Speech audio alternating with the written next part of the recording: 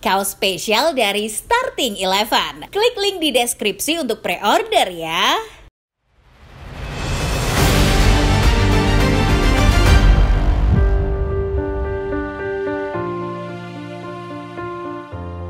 Timnas Malaysia baru saja menelan kekalahan telak 4 gol tanpa balas melawan Selandia Baru dalam laga uji coba. Meski lawan yang dihadapi memang beda level dengan Harimau Malaya, kekalahan ini hendaknya jadi pelajaran bahwa sepak bola Malaysia sedang tidak baik-baik saja.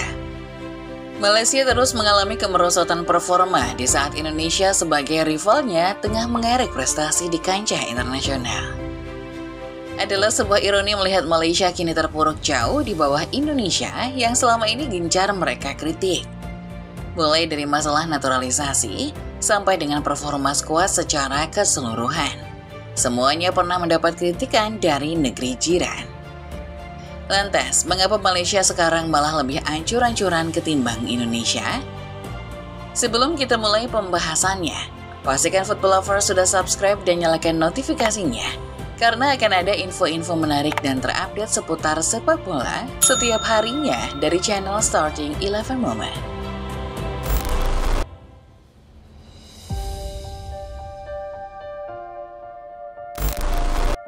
Ada sebuah momen ketika timnas Malaysia merasakan seperti apa rasanya berada di atas level Indonesia. Tepat pada medio tahun 2019-an, timnas yang berada di bawah arahan Simon McManamy tampil ancur-ancuran di babak kualifikasi Piala Dunia. Pelatih asal Skotlandia itu membuat Indonesia hanya sanggup kumpulkan 1 poin dari 8 laga yang dimainkan. Malaysia menjadi salah satu kompetitor satu grup Indonesia kala itu. Pasukan negeri jiran berhasil membekuk Indonesia, masing-masing dengan skor 2-3 dan 2-0. Skuad berjuluk Harimau Malaya pada akhirnya finish di posisi yang lebih baik, yakni di posisi 3 klasemen. Berkat raihan 12 poin dari 8 pertandingan. Ketika Indonesia sedang berada dalam masa transisi akibat kepindahan pelatih dari McManamy menuju Sintayong, Malaysia lagi-lagi berada di posisi yang lebih baik. Momen ini juga sempat membuat Malaysia menjadi sombong. Negeri jiran pernah menolak tawaran melakoni laga uji coba dengan alasan bahwa Indonesia tidak termasuk tim level Asia. Secara prestasi, lagi-lagi Malaysia mempunyai catatan yang lebih baik dari Indonesia kala itu. Skuad negeri jiran pernah menjadi runner-up dalam turnamen Piala AFF tahun 2018.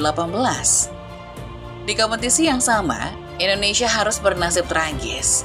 Pasukan Garuda rontok di fase grup setelah hanya mampu finish ketiga di grup B yang beranggotakan Thailand, Filipina, Singapura, dan Timor Leste.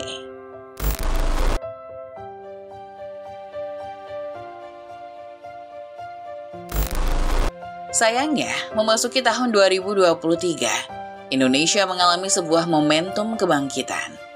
Timnas Indonesia perlahan tumbuh menjadi sebuah kekuatan yang tidak cuma menakutkan di level ASEAN, tetapi juga level Asia. Indonesia yang tampil di Piala Asia 2023 sudah menunjukkan tanda-tanda bakal meraih kesuksesan di masa mendatang. Pada akhirnya performa Indonesia kian meroket. Pasukan Garuda untuk pertama kalinya sukses melenggang menuju putaran ketiga kualifikasi Piala Dunia zona Asia.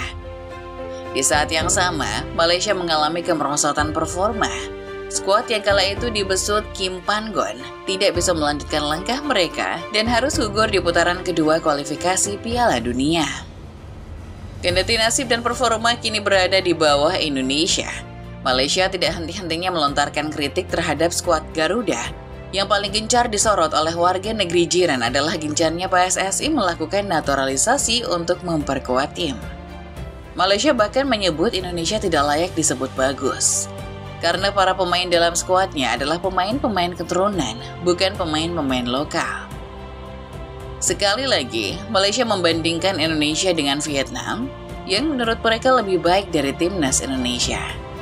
Warga negeri jiran memberi tolak ukur bagaimana Vietnam sukses dengan para pemain lokalnya. Sejumlah warga Malaysia juga beberapa kali menyebut bahwa mereka bangga dengan timnasnya.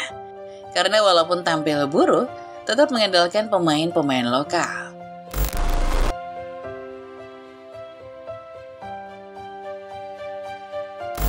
Ketika banyak warga Malaysia mengkritik sepak bola Indonesia, barangkali para warga ini tidak sadar bahwa sepak bola di negaranya juga sedang carut-marut. Sejumlah pengamat asal negeri jiran bahkan beberapa kali menyindir timnas negaranya sendiri. Bahkan, para pengamat ini membandingkan prestasi Malaysia saat ini dengan Indonesia yang mereka nilai jauh lebih baik. FAM, selaku Federasi Sepak Bola tertinggi Malaysia, beberapa kali meniru cara Indonesia meraih kesuksesan di kancah internasional, termasuk langkah menaturalisasi pemain-pemain keturunan. Namun alih-alih membawa prestasi, Malaysia justru kian terpuruk. Mulai dari ditinggal pelatih, kesulitan mencari lawan uji coba, hingga yang terbaru, dibantai di laga uji coba. Menjadi bukti bahwa sepak bola Malaysia sedang tidak baik-baik saja. Perlu dicatat, kendati kerap mengkritik Indonesia perihal naturalisasi, data menyatakan bahwa pemain naturalisasi Malaysia justru menjadi yang terbanyak di seluruh ASEAN pada jeda internasional Oktober ini. Tercatat ada 3 pemain naturalisasi dalam skuad Malaysia. Sesiagol yang memaparkan fakta ini menyebutkan bahwa naturalisasi yang dimaksud adalah pemain asing yang sudah menetap 5 tahun di Malaysia. Bukan pemain keturunan seperti J. Itzes, Martin Pas, dan kawan-kawan di Indonesia. Dari segi prestasi dan performa, Malaysia pada akhirnya juga ketinggalan jauh dari Indonesia. Sebagai catatan, pada jeda internasional Oktober ini, Malaysia sempat kesulitan mencari lawan untuk diajak uji coba. FAM bahkan ditolak negara-negara kecil di Oseania seperti Fiji, Vanuatu, Kepulauan Solomon, hingga Papua Nugini. Walaupun pada akhirnya menemukan lawan, yakni Selandia Baru dan Auckland FC, tidak ada yang spesial sama sekali dari penampilan Malaysia. Malaysia yang turun full squad ditahan imbang Auckland FC. Lebih parahnya, Malaysia hancur lebur 4 gol tanpa balas melawan Selandia Baru yang menurunkan mayoritas skuad lapis 2 mereka.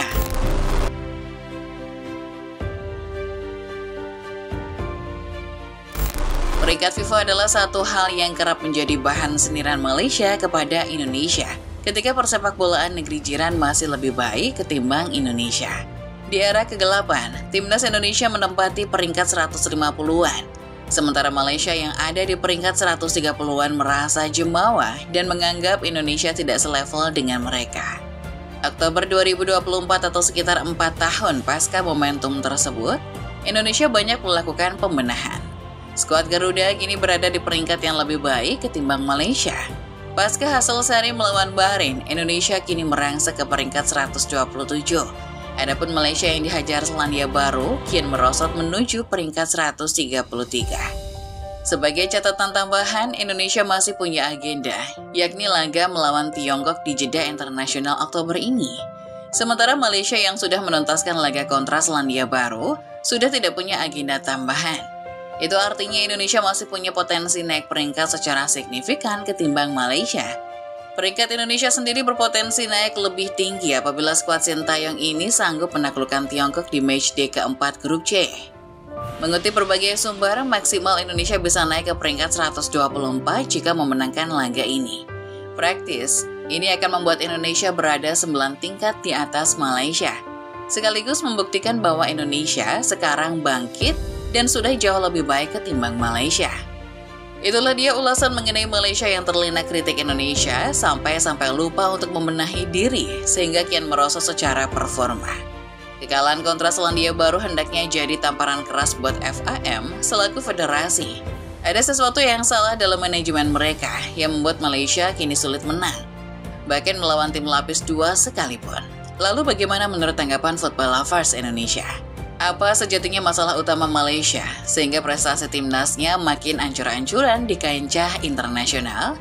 Apakah karena federasinya, kualitas para pemainnya, atau faktor-faktor teknis dan non-teknis lainnya? Tulis opini kalian di kolom komentar.